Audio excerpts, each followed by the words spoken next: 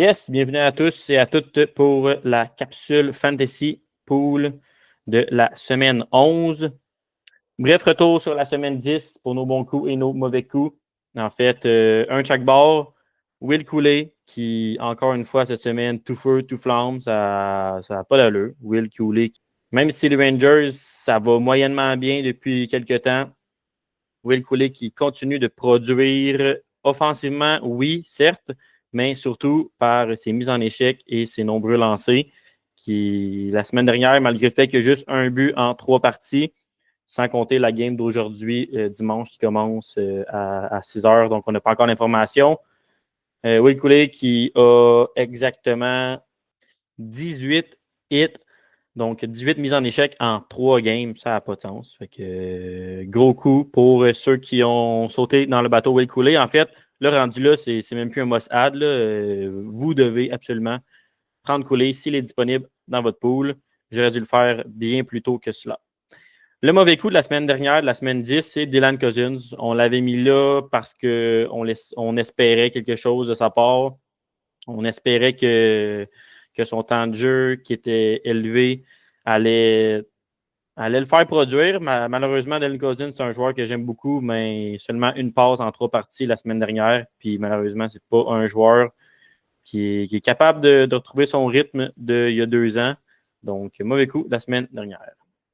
Maintenant, semaine 11, les équipes avisées, donc les joueurs dans ces équipes-là, c'est ce qu'on vous recommande. L'Avalanche, les Kings, les Panthers, les Canucks. On pourrait aussi ajouter à ça les Caps qui ont un bel horaire aussi.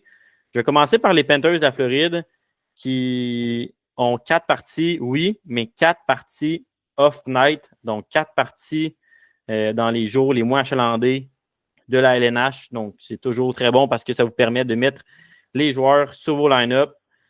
Donc, les joueurs des Panthers, il n'y en a pas une panoplie. On va en parler de un plus tard, mais si jamais il y a des joueurs intéressants qui sont disponibles des Panthers dans votre pool, c'est vraiment une bonne semaine pour le faire. Pour ce qui est de l'Avalanche du Colorado, 4 matchs également. Pour l'Avalanche, une chose intéressante, c'est qu'ils affrontent des équipes un peu médiocres, là, sans rien leur enlever.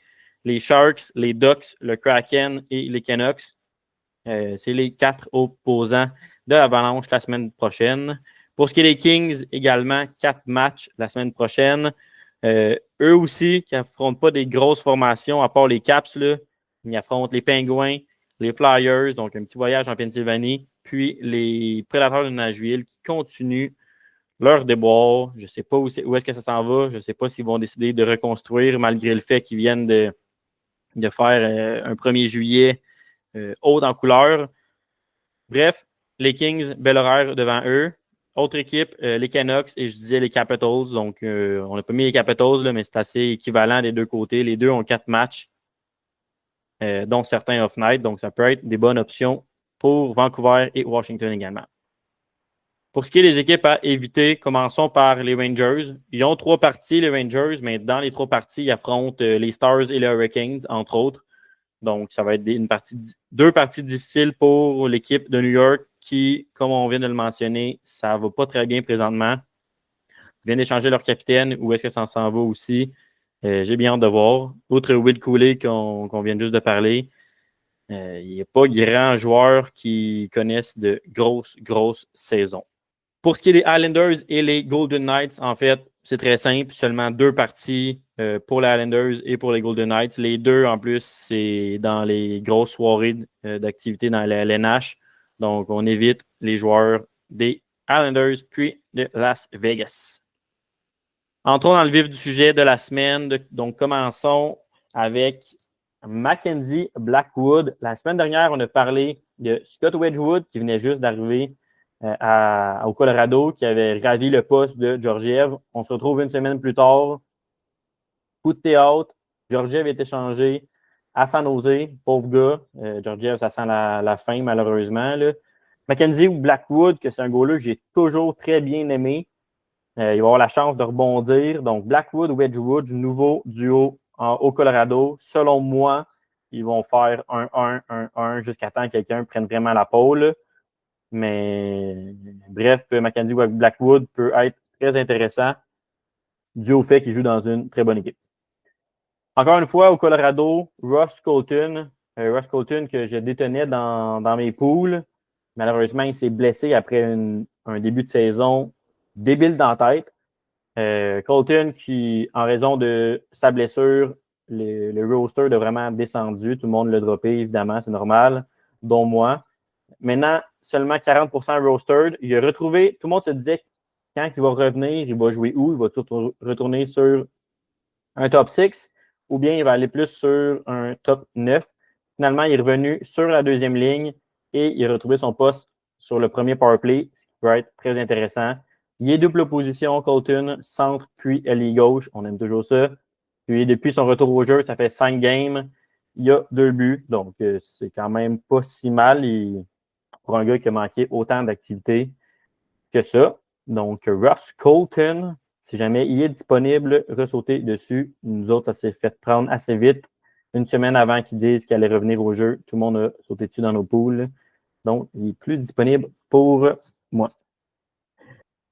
Rickard Rakell, un gars qu'on parle depuis 2 ans dans certaines capsules, dû au fait que son ceiling, donc son plafond, son potentiel offensif est très intéressant, surtout quand il joue avec des joueurs comme Crosby, Malkin, etc. Justement, ils viennent de retourner sur la première ligne, sur le premier avantage numérique, et ils jouent également en piqué. Autre chose très intéressante avec Rickard Rakell, ce qui est assez rare, il y a les 3 positions sur Yahoo, donc les 3 positions offensives. Et pour ceux qui sont fans du Canadien, Rickard Rakell a fait très mal contre les Canadiens. Il a connu un très bon match. Puis, depuis son retour sur la première ligne, disons depuis quelques parties, mais même avant ça, il connaissait de très bons succès. Avec 6 buts, 4 passes à ses 9 derniers matchs. Donc, Rickard Rakell, on vous dit de le prendre, on vous dit que c'est un must-add. Ça se peut très bien qu'après ça, il reparte sur une séquence de 10-12 matchs sans rien faire. C'est ça qui est plate avec Rakell. C'est comme ça depuis le début de sa carrière. Mais en ce moment, il est en feu, donc c'est le temps de le prendre. Ensuite, Aaron Ekblad qui a retrouvé son poste sur le premier pairing, sur le premier avantage numérique, en plus de jouer en désavantage numérique, comme toujours. Ekblad qui est lui aussi contraint de certaines blessures depuis quelques années. Il est en santé en ce moment. En plus, comme on l'a mentionné précédemment, les Panthers ont une grosse semaine avec 4 matchs, 4 off-night. Donc, c'est en grande partie pour cette raison-là pourquoi on vous suggère Ekblad, qui est à, entre guillemets, seulement 58% rostered, qui est vraiment pas beaucoup pour un défenseur de premier plan et un défenseur qui joue sur le premier avantage numérique. Ensuite, Josh Norris. On parlait tantôt de gars qui était un peu en montagne russe à la Rickard Rakell. C'est un autre qui peut avoir une séquence de points pendant 5-6 games et ensuite être un fantôme pendant 5-6 games. Bref, Josh Norris, un autre gars qui joue sur le premier avantage numérique, la première ligne et le premier piqué à seulement 40%. Je sais que c'est quelque chose qu'on répète souvent dans les capsules fantasy, mais un gars qui joue sur la première ligne et sur le premier avantage numérique, tu n'as pas le choix. Tu n'as pas le choix d'ouvrir les yeux et de prendre ces types de joueurs-là. Il est seulement en centre, Norris. C'est le petit défaut sur Yahoo. Par contre, 3 buts, 2 passes pour 5 points en 6 matchs. Quand même très intéressant pour Ottawa, qui, un peu comme le Canadien, peine à trouver un peu un rythme de croisière présentement. Donc voilà pour les must-add de cette semaine. J'avoue que cette semaine, il y a beaucoup de risques quand même dans nos must-add. Donc, regardez vos line-up et regardez qu'est-ce qui serait intéressant pour vous. Mais voici une liste de 5 qui pourrait vous intéresser fort bien.